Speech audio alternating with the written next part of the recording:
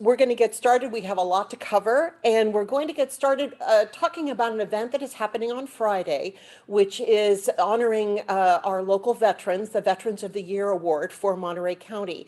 And we've got three folks on the call to talk about the program and really what it means to veterans to receive this award. And we're going to start with Jason Cameron, our Director of Military and Veterans Affairs Office. And then Jason, I'm hoping you could introduce the other people who are speaking and talk about the program. Will do. Thank you, Maya. So again, my name's Jason Cameron. I'm the Director of Military and Veterans Affairs for the County of Monterey. The military and veteran community, they've always been an intricate part of the county fabric. It takes a special person to serve in the military, and during our time in service, the military builds and encourages and enhances certain traits and characteristics. Some of these include agility, adaptability, flexibility, mental, physical resiliency, unselfishness, and perhaps most importantly, I would say probably character. After our service, we're given the title of veteran, and with that, we bring along those traits and characteristics with us. And in fact, for those that don't know, the County of Monterey is home to nearly 18,000 veteran households. And our veterans do extraordinary things. They do these things without the want of money or recognition or self-gratification. They do it because it's the right thing to do. The Veteran of the Year Award is something that we do annually. It's an essential way that we recognize and applaud the commitment that these individuals have to just doing the good for our community. In the midst of this pandemic, we had to work diligently to ensure that we could still honor these veterans. And we had to work with the county health department, the county health officer. We worked with the Military and Veterans Affairs Advisory Commission to successfully develop a hybrid award ceremony. This event's going to be limited in size. It's going to adhere to all the CDC, state, county health safety guidelines and so forth. It will be live streamed via Zoom and recorded for later distribution. The Veteran of the Year ceremony will be held this Friday, as Maya had said, November 6th at 10 o'clock via Zoom. And when I introduce the next person, I'll throw up a share page with that information. You can visit it at our website, which is mvao.org. That's Military Veterans Affairs Office, mvao.org. And click the Veteran of the Year button to be directed to the Zoom link. So with that, I'll go ahead and turn it over to Sid Williams. He's actually our chair of the Military and Veteran Affairs Advisory Commission. Sid?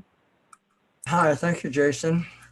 I was asked to talk a little bit about the history of how this award came to be. It's really a partnership between the United Veterans Council of Monterey County and the county through the Veterans Service Office.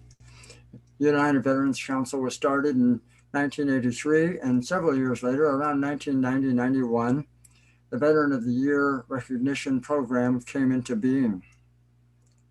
Originally, they selected one person from each supervisor's district and one person at large for a total of 6 per year. But as time went on, age began to take its toll on the Vietnam veterans, and which are now becoming the predominant older group. There are very few World War II or Korean War veterans left, as you know. And so in order to recognize all those veterans that are out there doing things in a volunteer capacity, we decided to increase the number of recognitions to 2 per supervisor's district and 2 at large. And it's been going on that way for about 10 years at the increased use. We did an extra one this year. If you read the program for the Veteran of the Year ceremony, you'll see we have 13 because we wanted to honor Joe Gunter while his memory was still fresh in the community's mind. So we will honor 13 folks this year without distracting from any of the supervisor districts. These awards are very meaningful to the veterans. It's incredible when you see the veteran come to the stage and they ask him, after they present him his awards, they ask him, would you like to say a few words? And And almost invariably, for by far the majority, it's a tearful little speech that they give. They're so happy to be recognized. And I can tell you, as one of the Vietnam veterans in the county, it means especially a lot to those folks that are of that era, because they really didn't get the welcome home that they had hoped to get way back when, all those years ago. So it's a very meaningful event. They are presented with a medallion that they can wear to any veteran event they feel is appropriate. We always ask them to wear them when they come to the Veteran of the Year recognition ceremonies. And they get certificates and proclamations from the county and from the elected officials in the area, to include Congressman Panetta's office and Senator Monroe's office, and et cetera. So we were very happy to be able to put this program together. We thank the county health officer for reviewing our request and approving our request and our method. We thank Maya Carroll from the PAO people to help us acquire the event. So that's all I'm going to say, but thank you for attending, and I hope you will continue to support the veterans community. And the next, I'll turn it back over to Jason. Thank you, Sid. Now we'll go ahead and pass it on to Dan Presser. He's a veteran of the county and also a former recipient. Dan? Well, thank you very much, Jason and Sid. Wow, what a great event this is. When I came back from my Vietnam era duty, I was actually stationed in a lonely place called Adak, Alaska. That's way the heck out the Aleutian chain, the next to the last island in Alaska. Shimia is the last island. I was the next to the last one. But anyway, I've been gone for about 2 years, and I come back home, and I'll never forget my cousin. Instead of saying welcome home, she said, where have you been? She had no clue that I was in the service and gone. So we got no recognition back in those days. And anytime you put that medallion on somebody's, around somebody's neck, it's very meaningful to them. And as the MC of this affair for the last, I guess, half dozen years or so, it's a pleasure to see other people get so excited and know that they are meaningful to the community. And that's the interesting thing about this. These people have to find the time. It's not what they did for their local American Legion or their local VFW. It's what they did for the community, for you guys. And that's why this is such a wonderful event. Normally we do it to a couple of hundred people, but this time COVID got us, but we're still going to work around it. So that's my story. Thank you, Jace. Thank you, Dan. Again, on behalf of the veterans of the county, we appreciate the time today, and I'll go ahead and pass it back to you, Maya. Thank you very much, Jason, and thank you all for sharing your stories. And I have been to those events, and I know the kind of crowd that you get, and I know, and I've heard those speeches, and are very meaningful when someone receives that medallion. And so if you would all stay on the line in case we have some questions from our press representative, we're going to move on to our next topic, which is COVID related. We're going to get an update on the Rent and Utility Assistance Program. That is a collaboration between Monterey County and the United Way. And we're joined by Lauren Suwan-Supa and Josh Madfis from the United Way. Hello, everyone. Hello, thank you so much. We wanted to provide just a quick update for you on the rental assistance program that comes from the $1.25 million of CARES money that the county designated specifically for rent and utility assistance. And so Josh from United Way, who is our partner in administrating this funding to help with those impacted by COVID with rent and utility assistance, to give an update on where we are now that we're 1 month into the program. Josh. Yeah, great. So Thanks for the introduction, and thanks again for the partnership with the county. The program is going really well. The word has really gotten out there, and our partners are receiving the applications and starting to distribute the funding. To date, we've had 602 eligible applicants for rent, and of those, 543 were eligible, and then 261 applications for utility assistance, and 222 of them were eligible. And of those, they were referred to our 10 agencies that are distributing the assistance. And if all those eligible applicants were paid, we would be well above the 1.25 million that was allocated. So it shows an incredible demand for the program. And that, we don't really need to do any more sort of marketing or outreach for it because people know about it. To date, $97,165 has been paid in rent assistance and $3,336 in utility assistance, and that's just because it's taking some time for the residents to get the required documentations to demonstrate eligibility and have the checks cut for their landlords or utility companies. Next slide, please.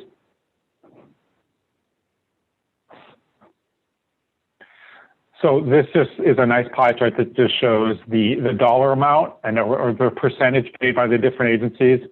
So the lion's share so far has been paid by Salvation Army, followed by Housing Resource Center, and then Goodwill, Central Coast, and the City of Soledad. And like I said, a lot of the other agencies are just compiling the documents to make payments.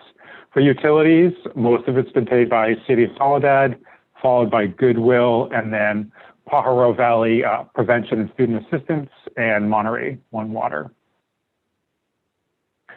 So it's in terms of the referrals to the cities, the lion's share has been sent to King City and Salinas, and then followed by Greenfield. And the reason King City has so many referrals is just because they did a really good job of promoting the program locally. But if we have a nice system in place where if they run out of funding, that they can make those referrals to other agencies so that everyone who's been referred to them gets paid, and they'll be paid sort of in the order that they were received. And then again, for utility assistance, you can see King City is leading there in terms of referrals. And I didn't mention it, but in the past we talked about how referrals are made from the 211 call center. So someone would call 211 and then go through an intake form and a survey, and then based on eligibility, referred to the agencies. And so these are the agencies that have received those referrals. And so for rent assistance, again, King City has got the most, followed by the Salvation Army, Housing Resource Center, and Goodwill Central Coast. And for utility assistance, again, it's Goodwill Central Coast Energy Services, and King City are the three top agencies that have received referrals for those benefits. Our program is very effective in that we can disaggregate a lot of information, and we know that the majority of beneficiaries for the rent assistance program identify themselves as Latino or Latina. And then the same for utility assistance, that primarily Latino and Latina residents are benefiting from the program. So this is a list of our participating partners. Some are providing both rent and utility assistance, and some just utility assistance. We really try to prioritize partners throughout the county and to really prioritize the communities that are struggling the most and have the most need. We did get some really nice success stories, and I just asked my partners for them, this morning, because they've only really started distributing recently, but just hearing that it's like a weight lifted off their shoulders to get this benefit.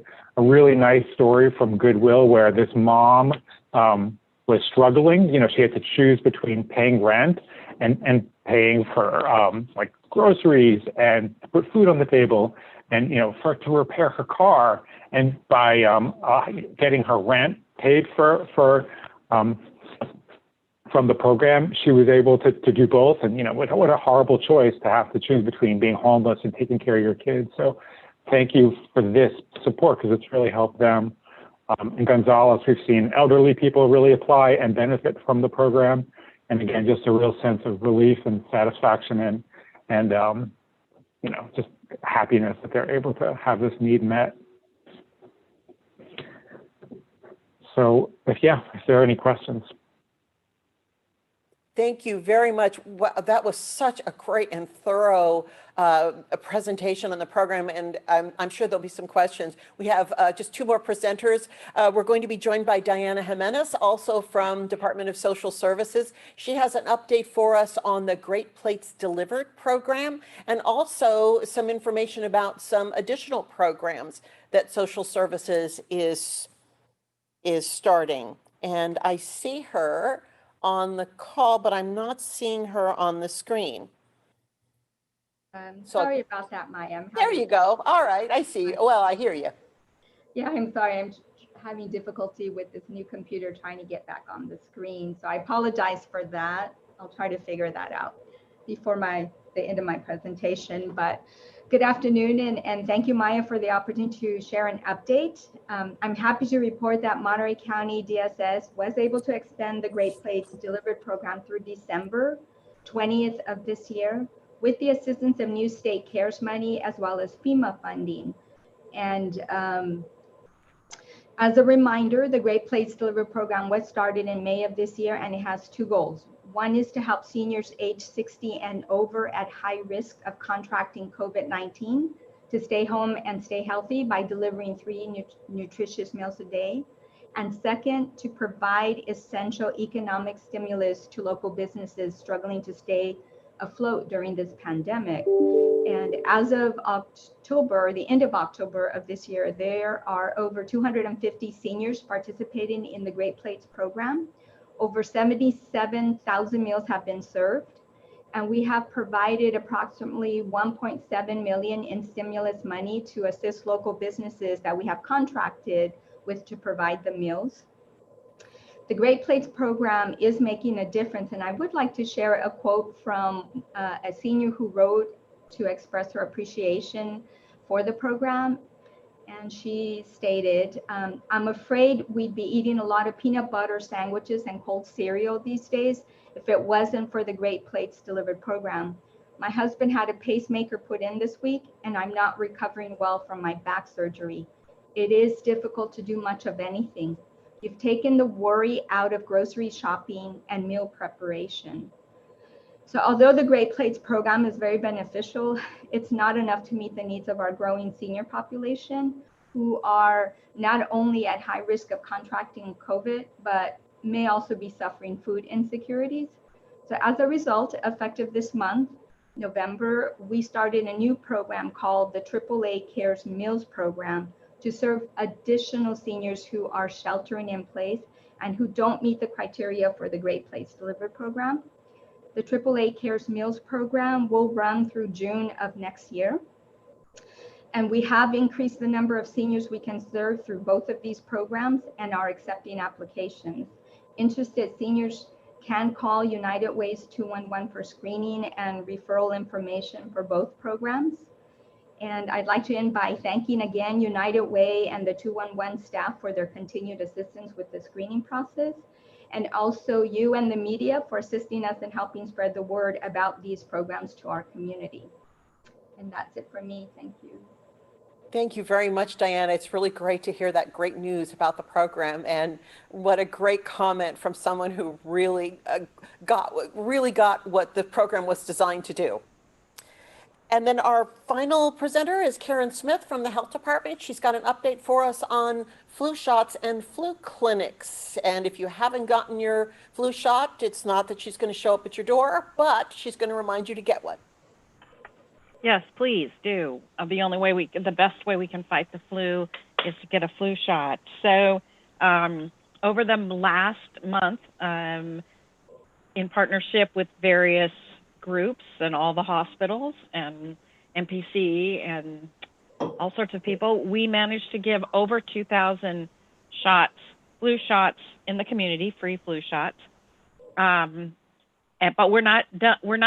There's one more coming up on Friday. So if you haven't gotten your flu shot, Natividad we're partnering with Natividad to provide a drive-through and walk-up no-cost flu vaccination clinic on Friday, November 6th from 2 to 5, and it's going to be at the Salinas Regional Soccer Complex, which is across the street from Natividad on Constitution.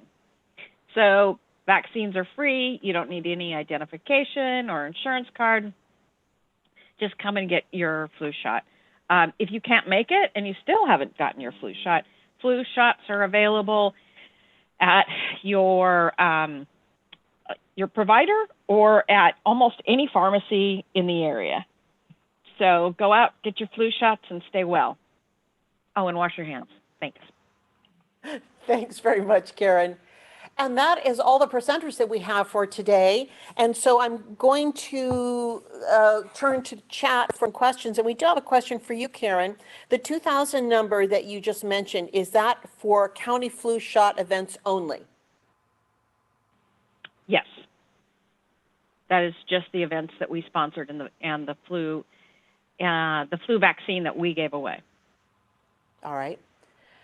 That is the only question that I have in chat. If there are there any questions for any of our presenters? You can put your question in chat or you can just ask them if you wish.